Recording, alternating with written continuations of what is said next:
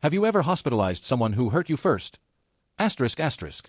I worked as a janitor at Riverside High School in Ohio. People looked at me strangely because I kept to myself and wore the same 3 plaid shirts every week.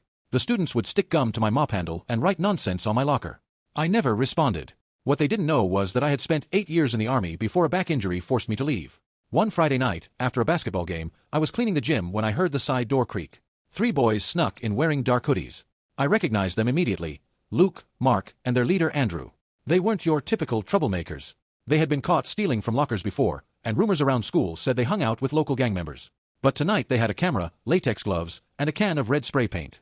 They weren't there to steal phones or wallets. I walked up to them and told them the building was closed. Andrew laughed and shoved me backward. "Mind your own business, old man. Go clean something." I turned and headed toward the supply closet, hoping they'd leave, but they followed me, slamming the door behind us. The room was small, packed with cleaning supplies and stacked sports equipment. Luke pulled out his phone and started recording. "Hey, look at this, we're about to make this loser famous." They started shoving me around, laughing while the camera rolled. Mark knocked over my mop bucket, spilling dirty water all over the floor. Andrew grabbed a can of floor wax and squeezed it all over my shirt. "Dance for us, janitor boy," Andrew said, pushing me harder. "This is going straight on Instagram."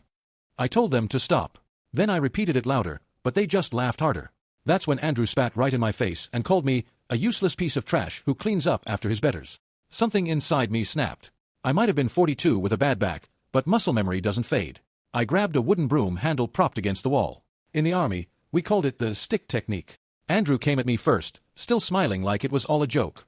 I swept his legs out from under him and he fell hard, hitting his elbow on a metal shelf. Mark tried to jump me from behind, but I turned and jabbed him in the stomach with the handle. He doubled over, gasping. Luke dropped the phone and tried to run, but there was nowhere to go in that tiny closet. I didn't hurt him, I just pinned him against the wall until he stopped struggling. It was all over in maybe 10 seconds. Andrew lay on the floor screaming, clutching his arm. The shelf had fallen when he hit it, and one of the metal brackets had crushed his forearm. I could see the bone protruding through the skin. Mark was puking in the corner. Luke was crying, begging me not to hurt him. I called 911 and waited. When the EMTs arrived, Andrew was rushed to the hospital with 3 fractures in his arm. The other 2 were fine, just shaken up. Of course, they tried to lie about what happened. They said I attacked them for no reason. But Luke had dropped the phone when everything started, and it kept recording the whole time. Principal Baldwin watched the footage in his office the following Monday. You could hear their threats, see them shoving me around, watch Andrew spit in my face. You could hear me telling them to stop more than once. When the video ended, Principal Baldwin closed his laptop and looked at me. "David, you shouldn't have had to go through that. Those boys got exactly what they deserved."